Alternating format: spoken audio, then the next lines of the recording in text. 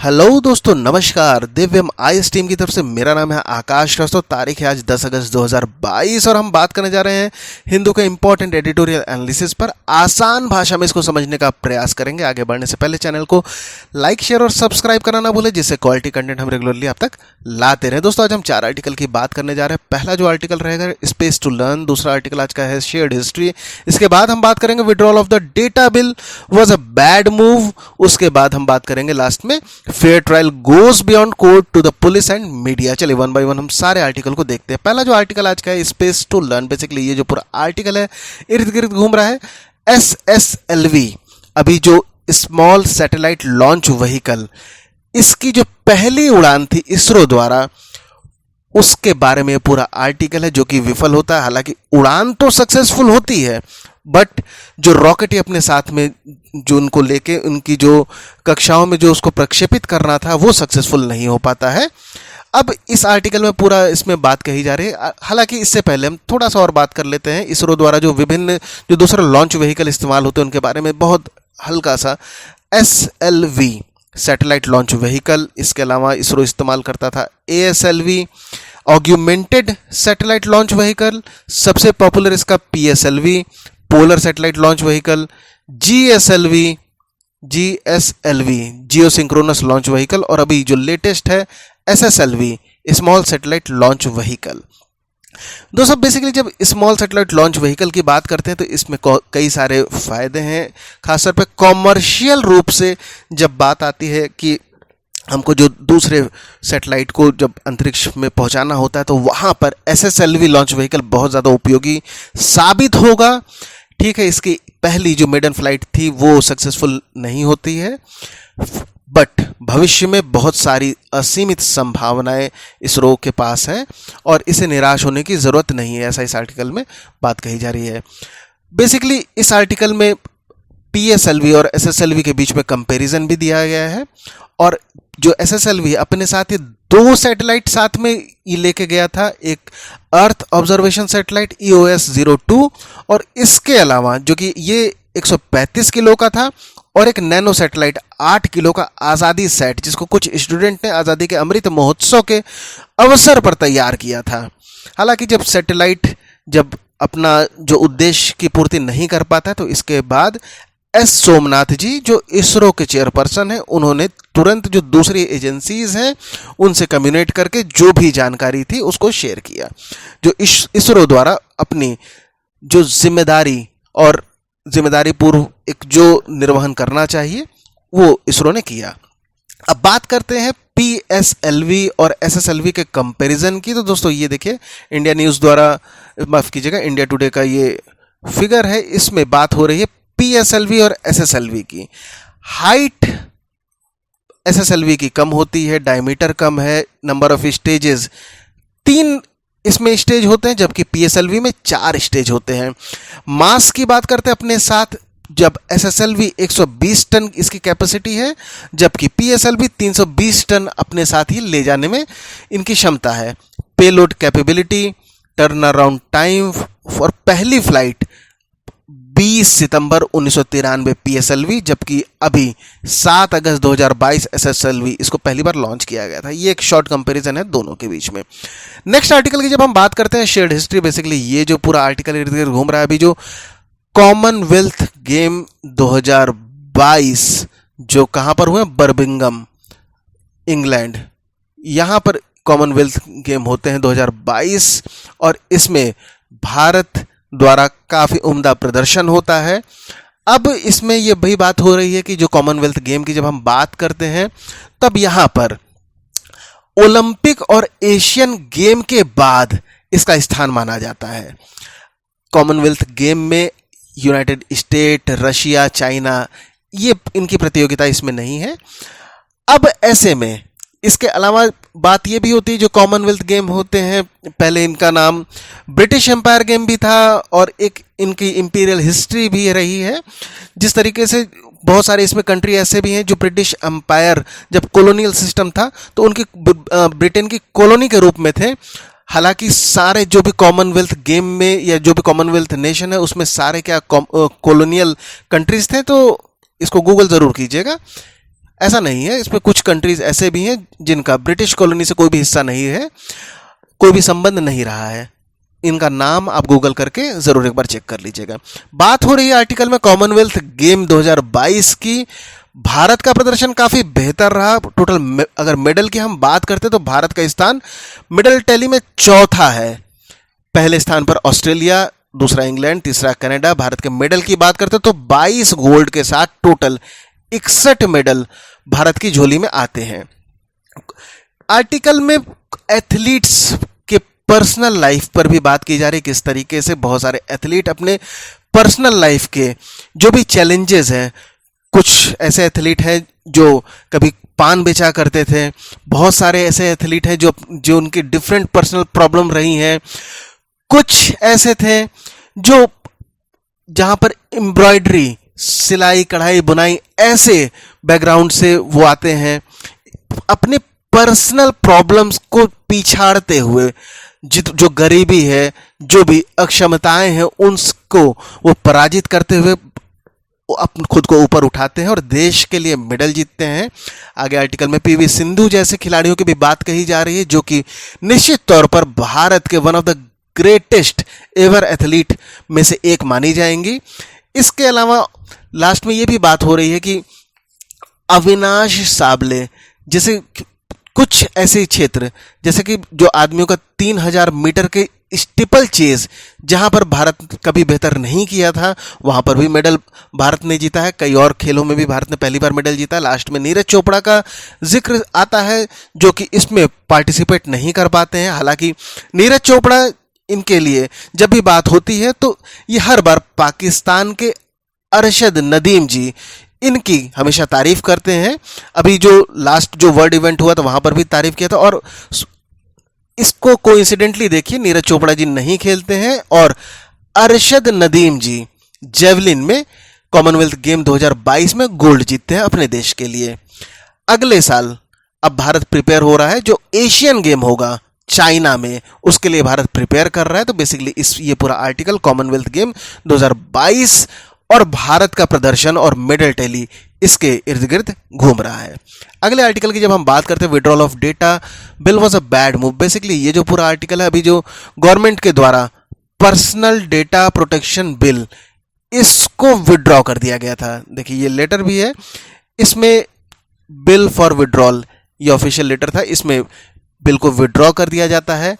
अब आर्टिकल में ये पूरी बात कही जा रही है कि इसमें जो रीजन बताया जाता है कि जो ज्वाइंट पार्लियामेंट्री कमिटी जो बनाई गई थी, उससे जब डिस्कस किया गया तो उसने कई सारे अमेंडमेंट को प्रपोज किया गया, कई रिकमेंडेशन दिया गया और लास्ट में गवर्नमेंट ने सब चीज़ों को ध्यान देते हुए बिल को विड्रॉ कर दिया कि अब हम नए बिल को फिर से लाएंगे। अब यहाँ पर प्रश्न जो उठाया जा रहा है वो ये उठाया जा रहा है कि गवर्नमेंट की तरफ से कोई भी प्रॉपर टाइम नहीं प्रोवाइड किया गया है कि हम कितने वक्त में नए बिल को लेकर आएंगे, क्या हम अमेंडमेंट को मानेंगे। इसके अलावा जो पहला, इससे पहले जो भी इंफॉर्मेशन टेक्नोलॉजी एक्ट 2022 था, उसमें हम क्या उसमें रिवीजन हम करने वाले हैं, मार्केट के लिए हम डिजिटल मार्केट लॉ, क्या हम जो नया बिल प्रपोज करेंगे उसमें क्या मार्केट के लिए, जैसे यूरोप में यूनियन डिजिटल सर्विस एक्ट है, क्या उसके लाइन पर हम कुछ अपने भारत में भी मार्केट के लिए कुछ डिजिटल लॉ उसमें लेकर आएंगे। तो बेसिकली बहुत सारी चीज़ों पर अभी प्रश्न चिन्ह और संशय बना हुआ है।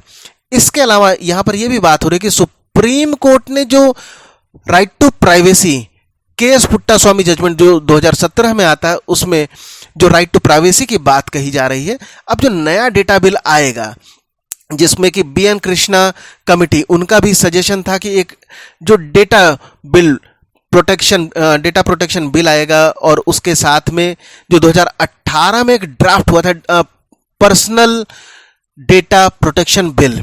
अब ये भारत की अगर बात करते तो 2018 में जो ये ड्राफ्ट आया था तो पहला अपने तरीके में था जो पर्सनल डेटा को प्रोटेक्ट करने के लिए कोई भारत में कानून बनाने के क्षेत्र में कोई ड्राफ्ट आया था।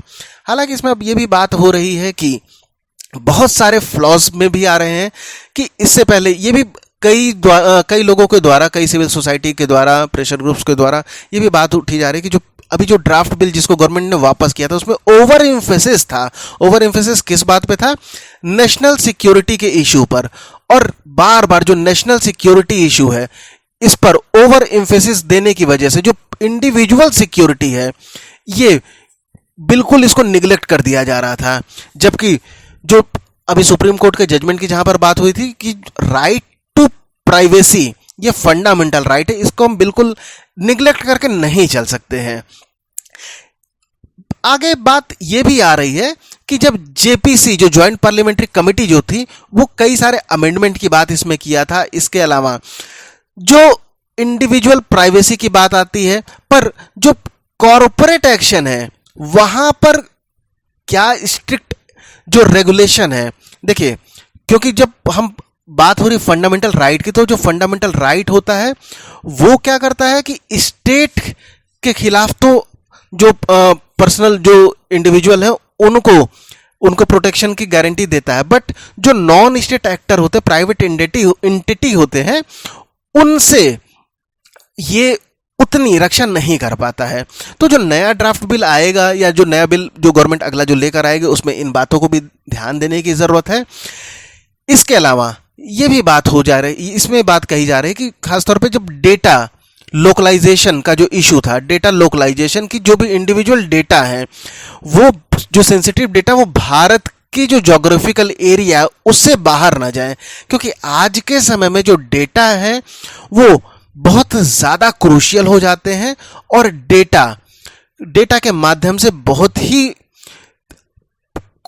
अलग अलग से जो किसी देश की personal information as a weapon, कोई भी एजेंसी अगर उसके पास डेटा है उस कंट्री के लोगों का, तो वो वहां पर चाहे वो मार्केट हो, ट्रेड हो, उनका कल्चर हो, किसी भी तरीके से उस पर्सनल डेटा को इस्तेमाल करके उस कंट्री के खिलाफ उसको इस्तेमाल किया जा सकता है। तो ऐसे में गवर्नमेंट का इस पर यह भी दबाव था कि डेटा लोकलाइजेशन इसको सुनिश्चित किया जाए। हालांकि डेटा लोकलाइजेशन इस बात को करने के लिए जो प्राइवेट एंटिटी है उन पे अतिरिक्त जो फिनेंशियल जो बोझ होगा उसको किस तरीके से इस इश्यू को गवर्नमेंट टैकल करेगी, अभी जो नेक्स्ट बिल आएगा उसमें देखना काफी इंटरेस्टिंग होगा।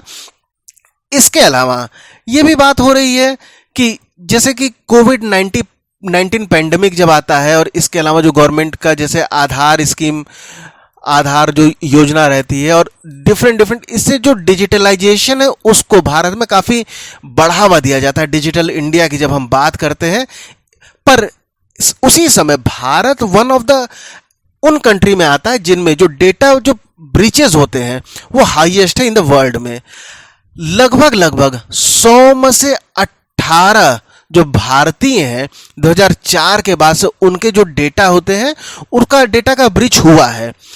आंकड़ों की बात करते तो ये आंकड़ा 962 लगभग 963 मिलियन डेटा लीक के आसपास पहुंच जाता है। कई बार फोन नंबर होते हैं, नाम होते हैं इस तरीके से, और इसके अलावा बहुत सारे सेंसिटिव इंफॉर्मेशन भी लीक होने का डर होता है।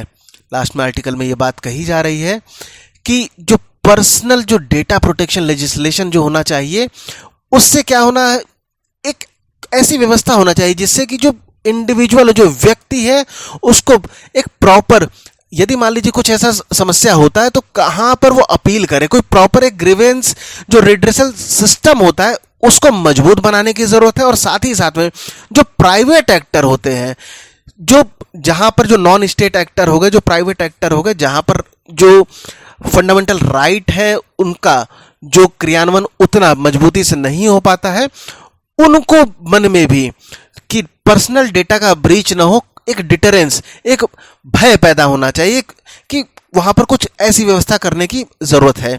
इसके अलावा यहां पर यह भी बात आ रही है कि जो अगला कोई भी टाइमलाइन सरकार द्वारा नहीं देना, ये एक धुंध के माहौल में लाके छोड़ देना, क्योंकि डेटा बहुत ज्यादा क्रूशियल हो रहा है और वैसे ही भारत अन्य कई देशों से इस मामले में काफी पिछड़ा है और लगातार जो साइबर अटैक और दूसरी जो अव्यवस्थाएं हो रही हैं इसमें ये काफी ज्यादा जरूरी हो जाता है कि जल्दी और एक पारदर्शी और सशक्त डेटा प्रोटेक्शन बिल आए जो लोगों के हित में हो। नेशनल इंटरेस्ट को डाइल्यूट नहीं होना है, बट इंडिविजुअल लिबर्टी इसका भी पूरी तरीके से ध्यान देने की ज़रूरत है। बेसिकली इस पूरे आर्टिकल में ये सारी बातें कही गई है। लास्ट में एक प्रश्न ये भी उठाया गया है कि गवर्नमेंट द्वारा ऑल टुगेदर इस डेटा बिल को विड्रॉ कर देना, और रीज़न सिर्फ इतना देना कि जो ज्वाइंट पार्लियामेंट्री कमेटी, जो जेपीसी कमेटी ने कई सारे रिकमेंडेशन, कई सारे चेंजेस की बात कही थी, इसलिए हम इसको वापस कर दे रहे हैं।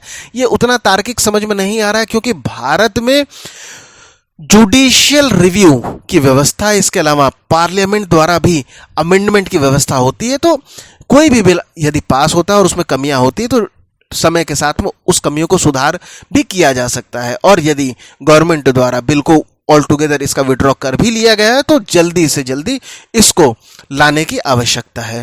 दोस्तों, आज का जो लास्ट आर्टिकल है उसमें बात की जा रही है fair trial goes beyond court to the police and media. Basically ये जो पूरा आर्टिकल इर्द गिर्द घूम रहा है, कई बार ऐसा हो रहा है court, even chief justice of India ने टिप्पणी की है कि जो मीडिया है, कई बार मीडिया अकाउंटेबिलिटी, जो मीडिया को अपना उत्तरदायित्व जितना उसको निभाना चाहिए वो उतना सुनिश्चित नहीं करता है। और इससे क्या होता है, जो मीडिया ट्रायल, बेसिकली जो मीडिया ट्रायल होता है, मीडिया ट्रायल क्या होता है, छोटा सा एक एग्जाम्पल से हम समझते हैं। कुछ समय पहले एक पिक्चर आई थी चक दे इंडिया, ये देखिए यहाँ पर कबीर सिंह कैरेक्टर में थे शाहरुख खान, और इनके साथ जो होता है बेसिकली मीडिया में छवि इतनी धूमिल हो जाती है कि पर्सनल टर्म में ये काफी सही पिक्चर में दिखाए गए हैं। इनका जो कैरेक्टर है मिस्टर कबीर सिंह का, वो बिल्कुल उनकी कोई भी गलती नहीं होती, बट मीडिया ट्रायल की वजह से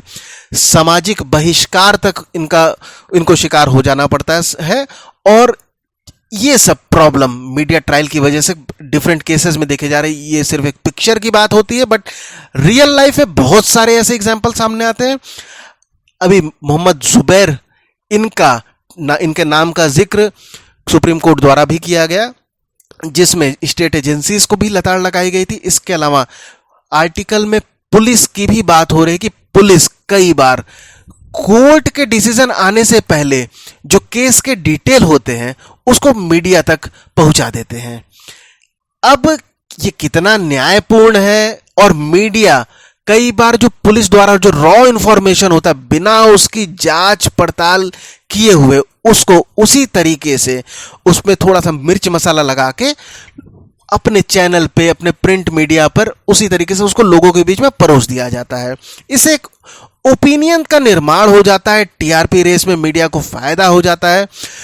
दूसरे भी अपने इसमें कई बार ऐसा भी होता है कि कई जो पॉलिटिकल पार्टीज होते हैं जिनका मीडिया हाउसेस पे कंट्रोल होता है, इवन कई बार ऐसा भी देखा गया है कि जो कार्यपालिका है उसके द्वारा सेलेक्टिव न्यूज इसको मीडिया के बीच में प्रसारित कर दिया जाता है। इससे भी कई बार जो लोगों के बीच में जो व्यूज होते हैं इनका निर्माण होता है। व्यूज जो होते हैं ये डिस्टर्ब होते हैं, बनते हैं, बिगड़ते हैं।